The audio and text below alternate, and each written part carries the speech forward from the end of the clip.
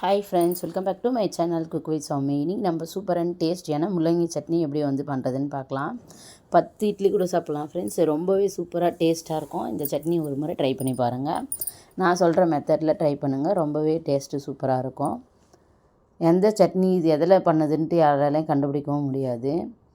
பாருங்க, ஒரு பெரிய வெங்காயம், ஒரு பெரிய தக்காளி கட் பண்ணி வச்சுருக்கேன், கொஞ்சமாக புதினா, அதுக்கப்புறம் வந்து பார்த்திங்கன்னா இது காஞ்ச மிளகாய், அதுக்கப்புறம் வந்து பூண்டு, கடலைப்பருப்பு ஒரு ஸ்பூனு, அதே மாதிரி வந்துட்டு உளுத்தம்பருப்பு ஒரு ஸ்பூன் எடுத்து வச்சுருக்கேன். முள்ளங்கி வந்து 2 முள்ளங்கி வந்து கட் பண்ணி வச்சுருக்கேன். ஃபஸ்ட் நம்ம அடுப்பு பற்ற வச்சுக்கலாம். தேவையான அளவு எண்ணெய் வந்து ஊற்றிக்கலாம். எண்ணெய் லைட்டாக காஞ்சதுக்கப்புறம் நம்ம பருப்பு வந்து சேர்த்துக்கலாம். கடலைப்பருப்பு, உளுத்தம்பருப்பு, 1 டேபிள் ஸ்பூன் கடலைப்பருப்பு, 1 டேபிள் ஸ்பூன் உளுத்தம்பருப்பு சேர்த்துருக்கேன். இப்போ இது நல்லா பொன்னிறமாக வந்து வரணும். அது வரைக்கும் நம்ம வந்துட்டு வறுத்துக்கலாம். பாருங்கள், இது மாதிரி லைட்டாக ஜென்டிலாக வந்துட்டு இது பண்ணி விடுங்க. நல்லா கலர் வந்துட்டு சேஞ்ச் ஆன அப்புறம் நான் காமிக்கிறேன் பாருங்கள். இன்னும் ஒரு 1 மினிட்டுக்கு அப்புறம் காட்டுறேன். இப்போ நம்ம காஞ்ச மிளகாவும் பூண்டும் வந்து சேர்த்துக்கலாம் ஃப்ரெண்ட்ஸ். பாருங்கள், இந்த மாதிரி 1 பை 1 தான் சேர்க்கணும். எல்லாமே ஒரு மொத்தமாக சேர்த்துடக்கூடாது, அப்புறம் டேஸ்ட் வந்து மாறிடும். ஃபஸ்ட்டு வந்து கடலைப்பருப்பு வறுக்கணும், அதுக்கப்புறம் வந்து பூண்டு, காஞ்ச மிளகாய், அதுக்கப்புறம் வந்துட்டு வெங்காயம் சேர்க்கணும். கடைசியாக தான் நம்ம வந்து முள்ளங்கி வந்து சேர்க்கணும். முதல்ல வந்து சேர்த்துடக்கூடாது. 1 பை 1 தான் நம்ம சேர்த்து வதக்கணும்.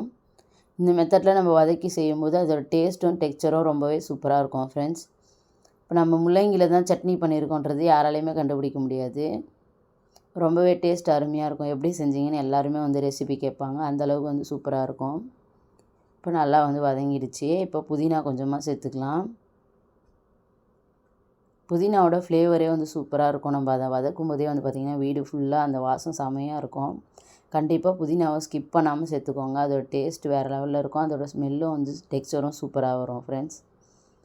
நல்லா வந்து வதக்கி விட்டுட்டு அதுக்கப்புறம் நம்ம 1 பை 1 சேர்த்துக்கலாம். தக்காளி இது வந்துட்டு இப்போ இந்த அளவு கண்ணாடி பதத்துக்கு நல்லா வந்து வெங்காயம் வதங்கிடுச்சு பாருங்கள்.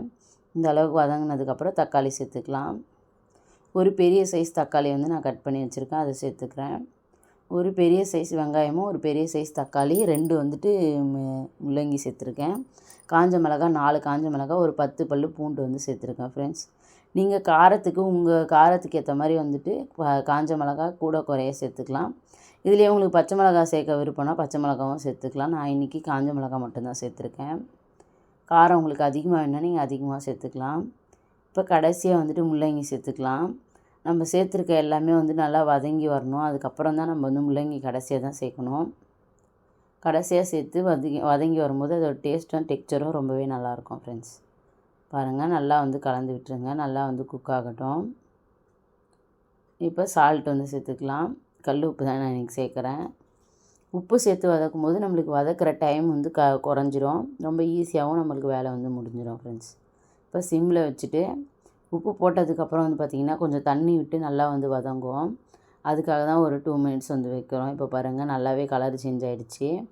இப்போ ஃபுல்லாக வச்சுக்கலாம்.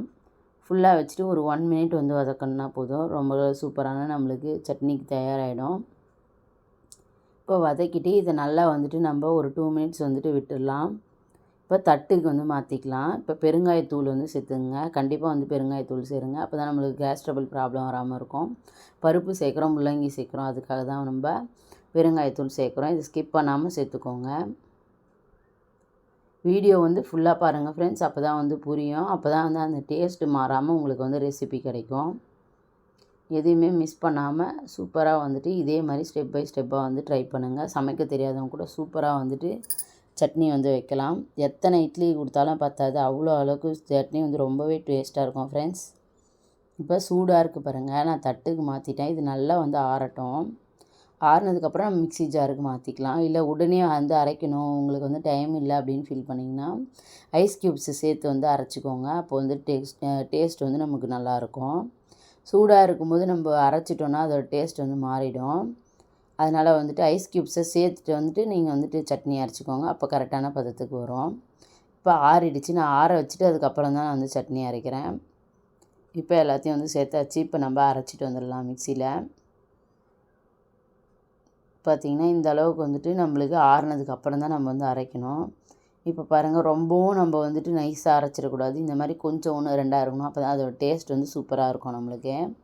இப்போ பாத்திரத்துக்கு மாற்றிடலாம் நம்ம அரைச்ச சட்னியை. இப்போ லைட்டாக மட்டும் தண்ணி ஊற்றிட்டு நம்ம வந்துட்டு மிக்ஸி ஜாரை அலசி சேர்த்துக்கலாம். ரொம்ப நிறைய தண்ணி சேர்த்துறாதீங்க, லைட்டாக சேர்த்தா போதும். இப்போ நம்ம வந்து தாளிச்சிக்கலாம். கடுகு, உளுந்து, கருவேப்பிலை, அதுக்கப்புறம் காஞ்ச மிளகா உடச்சி எடுத்து வச்சுருக்கேன். இப்போ அடுப்பு வந்து பற்ற வச்சுக்கலாம். இதுக்கு தாளிப்பு வந்துட்டு ரொம்ப முக்கியம் ஃப்ரெண்ட்ஸ். கடலை எண்ணெய் தான் நான் வந்து யூஸ் பண்ணுறேன். கடலை எண்ணெய் வந்து 1 ஸ்பூன் அளவுக்கு சேர்த்துக்கலாம். சேர்த்துட்டு உளுந்து, அதுக்கப்புறம் வந்து பார்த்திங்கன்னா கடுகு வந்து சேர்த்துக்கலாம். கடுகு, உளுந்து சேர்த்தாச்சு. அது நல்லா வந்து பொரிஞ்சு வரணும் ஃப்ரெண்ட்ஸ். கருவேப்பிலை, காஞ்ச மிளகா சேர்த்துக்கலாம். நல்லா வந்து பொன்னிறமாக பொரிஞ்சு வந்துடுச்சு. இப்போ கருவேப்பிலையும் காஞ்ச மிளகாவும் சேர்த்துட்றேன். இப்போ எல்லாத்தையுமே சேர்த்து நல்லா வந்து மிக்ஸ் கொடுத்துக்கலாம் இந்த மாதிரி. இப்போ பார்த்திங்கன்னா நமக்கு சூப்பராக வந்து ரெடி ஆகிட்டுருக்கு.